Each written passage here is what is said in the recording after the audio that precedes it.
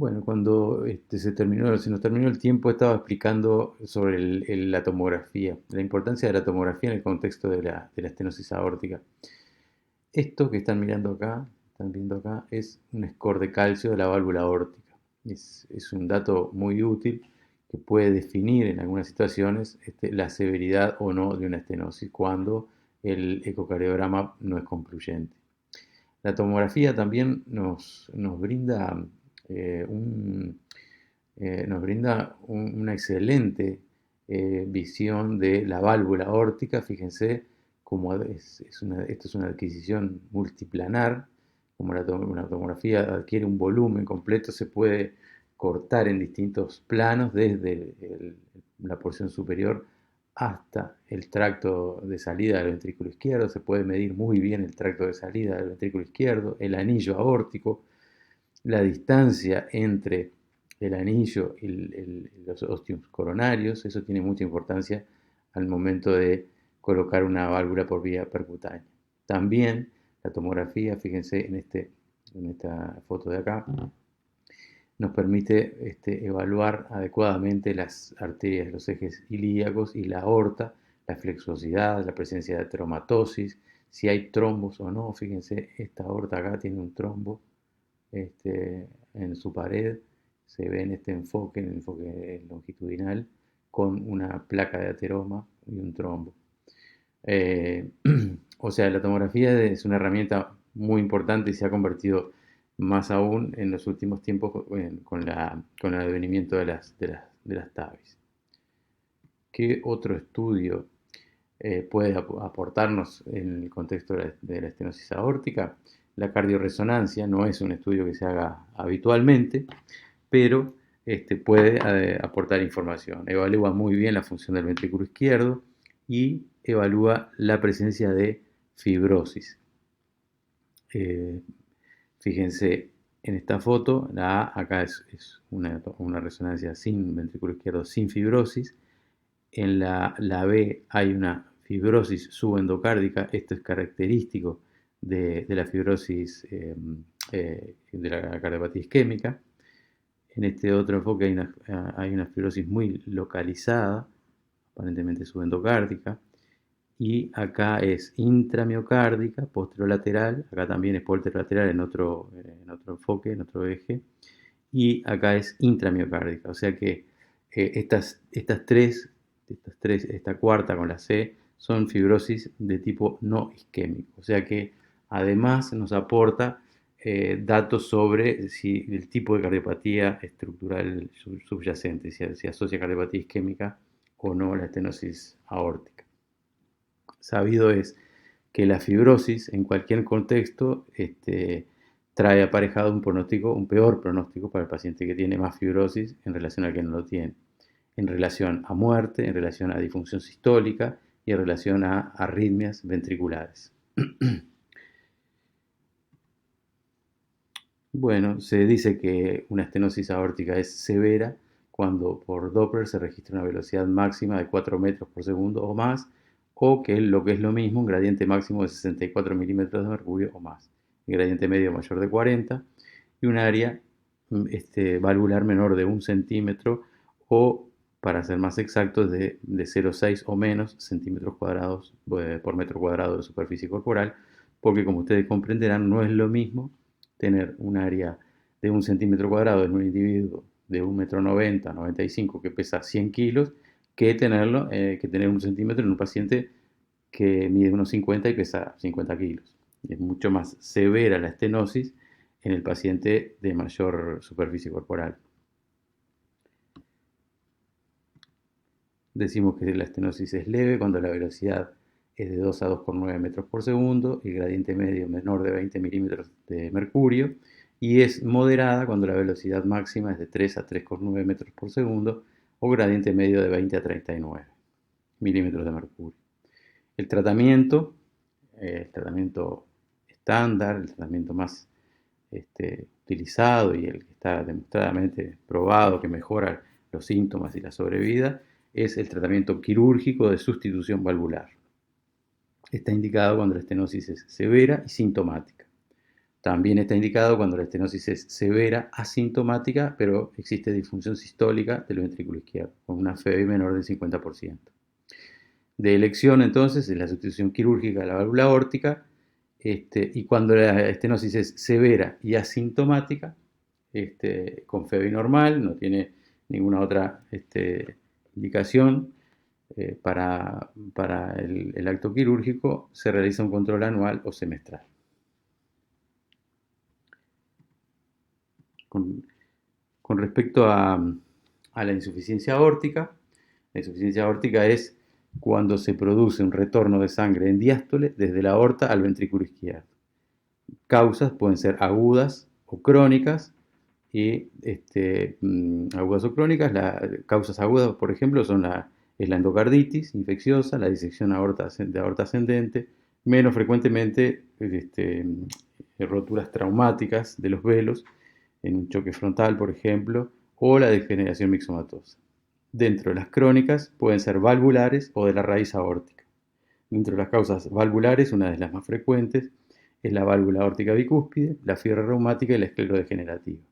Y dentro de las causas de la raíz aórtica están la dilatación por enfermedad hipertensiva, la ectasia anuloaórtica y el síndrome de Marfan.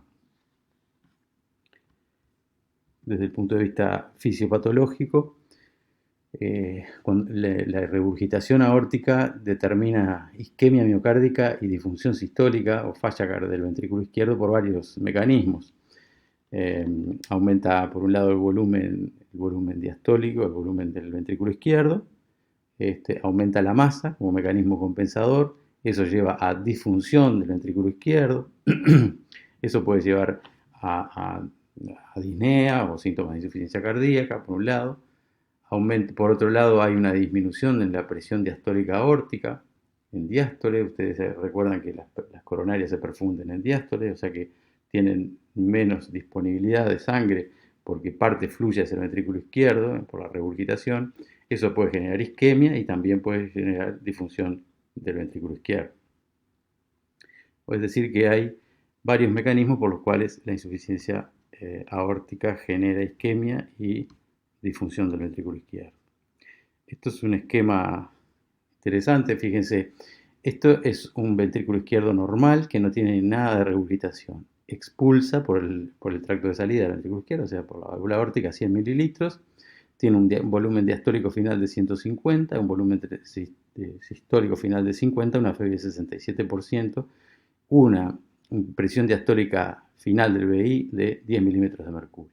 ¿Qué sucede cuando se produce bruscamente, por ejemplo, una rotura de la válvula por endocarditis o en el contexto de una disección aórtica o traumática? Ese ventrículo no está preparado en forma aguda para recibir ese volumen regurgitante. Entonces, no se dilata mucho porque no ha generado mecanismos de compensación, refluye por la insuficiencia aórtica aguda 60 mililitros, expulsa 120, pero la mitad lo refluye, o sea que tiene una fracción regurgitante de 50%, y la FEBI está conservada, pero lo que sí sucede es que aumenta muchísimo la presión diastólica final del ventrículo izquierdo y ese paciente está en insuficiencia cardíaca o en edema agudo de pulmón. ¿Qué sucede? Fíjense el dibujo de acá abajo a la izquierda. Esta es una insuficiencia aórtica crónica, pero compensada. El ventrículo ha tenido tiempo de dilatarse, de desarrollar, de aumentar su cavidad frente a la sobrecarga crónica de volumen y de presión. Tenemos un volumen diastólico final de 250 mililitros, un volumen sistólico final de 50, la FEBI está conservada, es normal, pero hay un volumen regurgitante de 100 mililitros. Hay un volumen expulsado de 200, pero refluye 100 mililitros. O sea que es una insuficiencia aórtica severa, asintomática. La presión diastólica final del ventrículo izquierdo no está elevada. Ya empieza a verse la diferencia, el aumento de la presión diferencial. ¿Y qué sucede cuando se ven superados todos estos mecanismos de dilatación, de aumento de la masa, que evoluciona a la descompensación e insuficiencia cardíaca? Entonces, el ventrículo izquierdo se dilata aún más, genera un volumen diastólico final de 300 mililitros, un volumen sistólico de 150, la FEBI cae y aumenta la presión diastólica final del ventrículo izquierdo en 25. Este paciente ya tiene signos y síntomas de insuficiencia cardíaca, cardiomegalia, etcétera, todas las manifestaciones clínicas de la insuficiencia aórtica crónica, que son la disnea de esfuerzo, disnea de decúbito, disnea paroxística nocturna, angor de esfuerzo, también angor nocturno, por lo que mencionábamos, de la perfusión de las coronarias en diástole.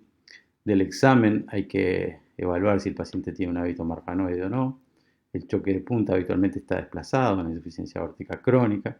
Existe latido diagonal. El soplo es diastólico en el foco aórtico o mesocárdico. Hay que acomodar de alguna manera el oído para tratar de percibir ese soplo, que es mucho más suave que los soplos sistólicos. Hay que como cambiar la sintonía, buscar algo en la diástole mucho más suave, mucho más velado que los soplos sistólicos habituales. Y en la insuficiencia aórtica es característica las manifestaciones periféricas, en las cuales hay descrito una cantidad de signos vinculados al aumento de la presión diferencial. La hiperpulsatividad de cuello, el pulso de Corrigan, el doble soplo ocular de Durosier, etc.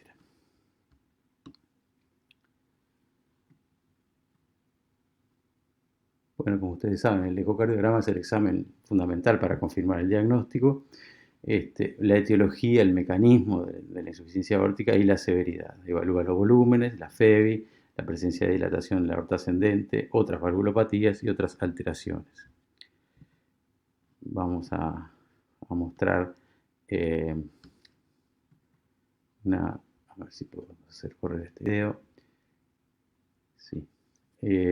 Fíjense, este es el ventrículo izquierdo, válvula mitral, válvula aórtica, y la aorta ascendente está severamente dilatada. Fíjense, entre cada uno de estos puntitos hay 10 milímetros, por lo tanto acá debe haber como 70, 75 milímetros de dilatación de la aorta ascendente.